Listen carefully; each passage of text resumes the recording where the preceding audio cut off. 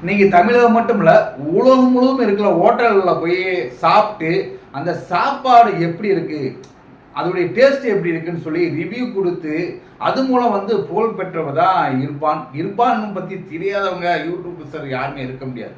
அவருடைய ஒவ்வொரு ஒரு வீடியோவாச்சும் யாராச்சும் பார்த்துருப்பாங்க. அதை இப்படி சாப்பிட்டு டேஸ்ட் பண்ணி இதுக்கு ரிவ்யூ கொடுக்குறாரு, நம்மளும் அந்த இதில் வந்து சாப்பிடணுமே அப்படின்னு சொல்லி எல்லோரும் வந்து அந்த ஹோட்டலில் தேடி போன பல பேர் இருக்காங்க. அப்படிப்பட்ட இர்பான் வந்து இன்னைக்கு ஒரு கடுமையான சூழ்நிலையில் இருக்காருன்னு சொல்லலாம். என்ன சூழ்நிலை அப்படின்னு பார்த்தா, கைது செய்யப்படலாம், எந்த நேரம்னாலும் கைது செய்யப்படலாம், இவர் மீது வழக்குகள் பதியப்படலாம், அப்படி இல்லை இவர் மீது ஒரு 7 ஆண்டுகள் சிறை தண்டனை விதிக்கப்படலாம், இவர் சிறைக்கு போறாரு அப்படின்ட்டு பல பேர் பல விதமாக பேசிக்கிட்டு இருக்காங்க. ஏன் அப்படி சொல்றாங்க? ஏற்கனவே வந்து இவர் ஒரு கார் ஆக்சிடென்ட்ல வழக்குகள் பதியப்பட்டுச்சு. அப்புறம் கடைசி இல்லை இவர் ஆக்சிடென்ட் பண்ணல, இவருடைய டிரைவர் தான் பண்ணாரு அப்படின்னு சொல்லி வழக்குகள் மாறுச்சு. அதே மாதிரி இந்த முறையும் அவர் மீது வழக்குகள் ரெடியா இருக்கு. என்ன காரணம்? இவர் சிறைக்கு போற அளவுக்கு அப்படி என்ன குற்றம் பண்ணாரு அப்படின்னா, அவர் குற்றம் சாட்டப்பட்ட காரணத்தை கேட்டாலே எல்லாரும் யோசிக்க வேண்டியதா இருக்கு. ஏன்னா அவர் சட்டத்தை மீறி ஒரு விஷயத்தை செஞ்சிருக்கிறது தான் இன்னைக்கு ஒரு பேசு பொருளா இருக்கு. இந்தியாவில் வந்து கருவில் இருக்கும் குழந்தை என்ன அப்படின்னு சொல்லி வெளிப்படுத்தக்கூடாது அப்படிங்கிற ஒரு சட்டம் வந்து இந்தியாவில் இருக்குங்க. கருவில் இருக்கிற குழந்தை ஆனா பெண்ணா அப்படின்னு சொல்லி மருத்துவரோ இல்லை ஸ்கேன் பண்ணுறாங்க பார்த்தீங்களா, அவங்கள யாருமே வந்து தெரியப்படுத்தக்கூடாது, அந்த பெற்றோர்களுக்கு தெரியப்படுத்தக்கூடாது அப்படிங்கிற ஒரு சட்டம் இருக்கு. ஆனால் அந்த சட்டத்தை மீறி இன்னைக்கு அவர் யூடியூப் சேனலில் எனக்கு இந்த பாலினத்தில் குழந்தை பிறக்க போகுது அப்படிங்கிற ஒரு விஷயத்த சொன்னதுனால தான் இன்னைக்கு அவர் சிறை செல்றதுக்கான வாய்ப்போட இருக்காரு. சரி, எதுக்கு இந்த சட்டம் வந்துச்சு? கருவில் இருக்கிற குழந்தை என்ன குழந்தைன்னு தெரிஞ்சுக்கிறதுல அப்படி என்ன ஒரு பிரச்சனை? அப்படி பெண் குழந்தைன்னா ஏன் கொலை பண்ணுறாங்க? இப்படிங்கிற ஒரு விஷயத்தை தான் இன்றைக்கி நம்ம வீடியோவில் பார்க்க போகிறோம். நம்ம சேனல் வந்து முதல்ல நீங்கள் சப்ஸ்கிரைப் பண்ணுங்கள். நீங்கள் சப்ஸ்கிரைப் பண்ணதான் இந்த மாதிரி வீடியோக்களை நான் தொடர்ந்து போட்டுட்டு இருக்க முடியும். அதே மாதிரி நம்ம வீடியோ வந்து லைக் பண்ணுங்கள், உங்கள் நண்பர் வந்து அவங்க ஷேர் பண்ணுங்கள், பக்கத்தில் கமெண்ட் பாக்ஸ் இருக்குது, கமெண்ட் பாக்ஸில் கமெண்ட் பண்ணிடுங்க. இன்றைக்கி பெண் சிசுவை வந்து எதுக்கு இந்தியாவில் கொலை பண்ணுறாங்க? இப்படி கொலை பண்ணுற அளவுக்கு அந்த குழந்தைகள் என்ன தவறு செய்தது? சரி, இர்பான் பதன் ஏன் கைது செய்யப்பட போறார் அப்படிங்கிற விஷயத்தை பார்த்துருவோம்.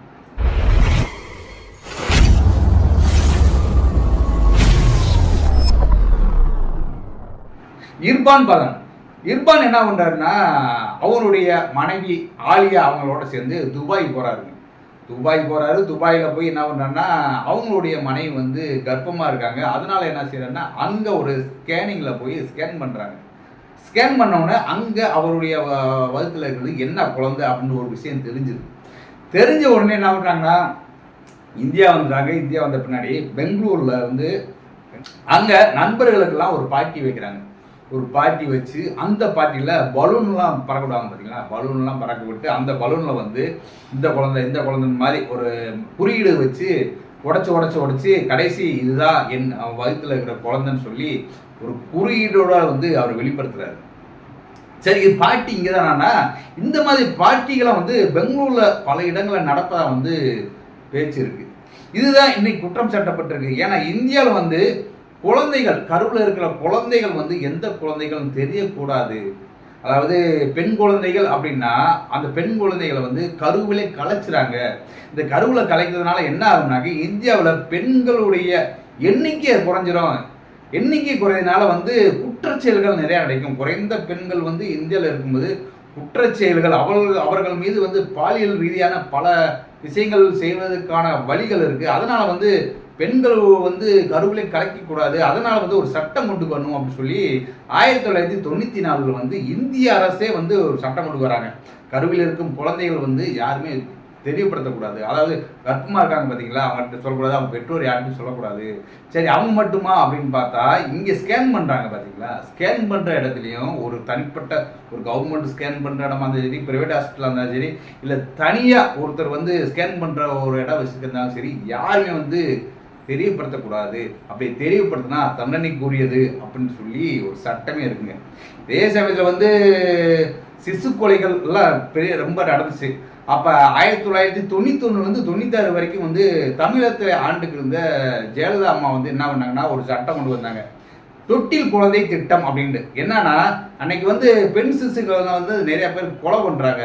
குழந்தைகளை வளர்க்க முடியல அப்படின்னு சொல்லி கொலை பண்ணுறாங்க. அது கொலை பண்ணாதீங்க, நாங்கள் கவர்மெண்ட்டு கொடுங்க, கவர்மெண்ட்டே வந்து நாங்கள் வளர்த்துக்கிறோம் அப்படின்னு சொல்லி அன்றைக்கி ஒரு அருமையான திட்டத்தை கொண்டு வந்தாங்க, தொட்டில் திட்டம் அப்படின்னு.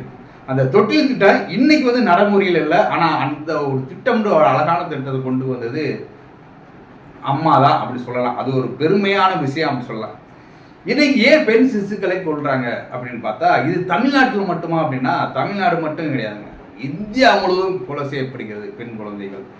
ஏன் கொலை செய்யப்படுறாங்க அப்படின்னு பார்த்தா, அவங்களுக்கு வந்து ஒரு முதல் குழந்தை பெண் குழந்தை, ரெண்டாவது குழந்தை பெண் குழந்தை, மூணாவது, நாலாவது, அஞ்சாவதுன்னு சொல்லி வரிசையாக பெண் குழந்தைகளாக வரும்போது அவங்களால வளர்க்க முடியலை.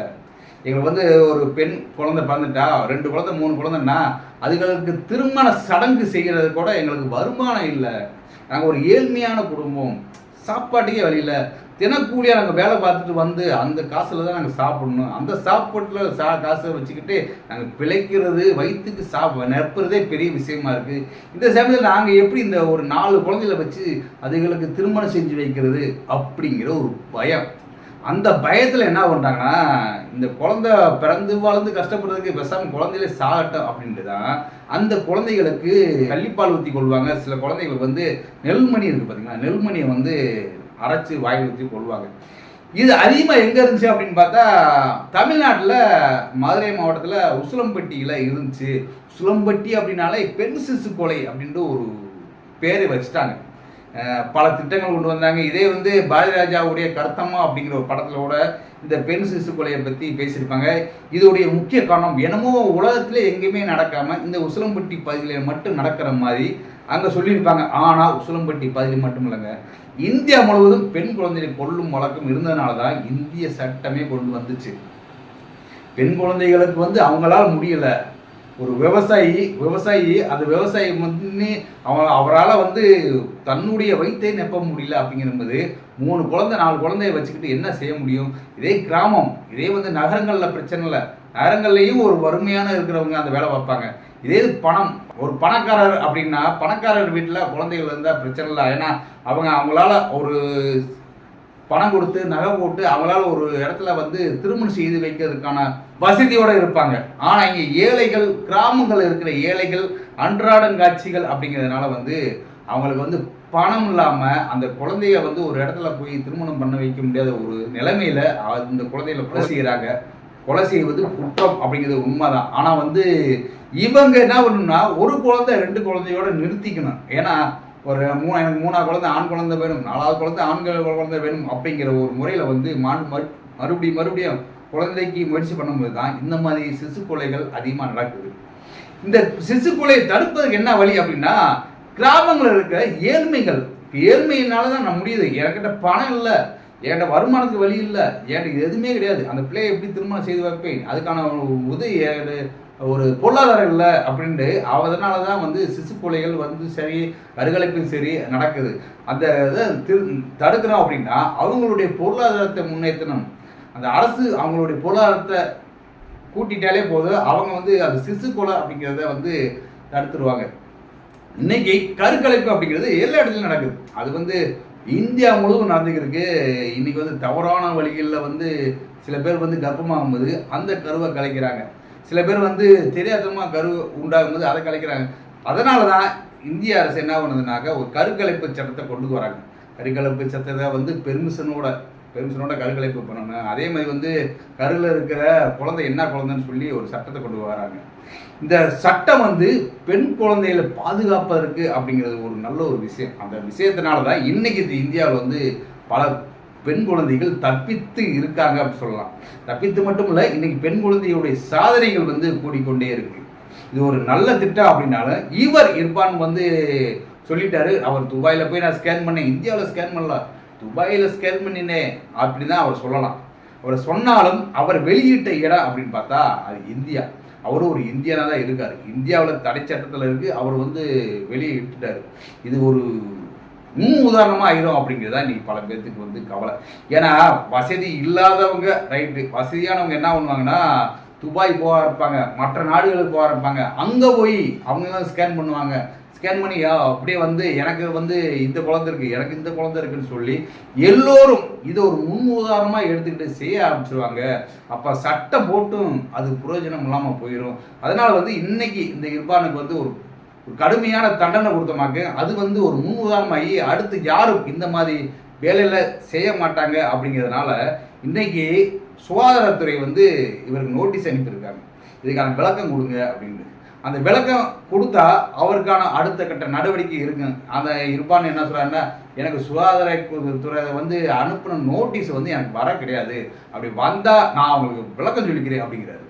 சரி, இர்பானுக்கு இது தெரியாதா அப்படின்னா அது எப்படிங்க தெரியா போகும்? இந்த பெரிய யூடியூப் சேனலை வச்சுக்கிட்டு இவ்வளோ உலகம் முழுவதும் போய் ரிவ்யூ எடுத்து அதை போட்டுக்கிருக்காரு. அவருக்கு வந்து இந்தியாவில் இப்படி ஒரு சட்டம் இருக்குது, அதாவது ஸ்கேன் பண்ணக்கூடாது, என்ன குழந்தைன்னு சொல்லக்கூடாதுன்னு ஒரு சட்டம் இருக்குது அப்படின்னு அவருக்கு தெரியாமல் போயிருமா அப்படின்னா கண்டிப்பாக தெரியும்.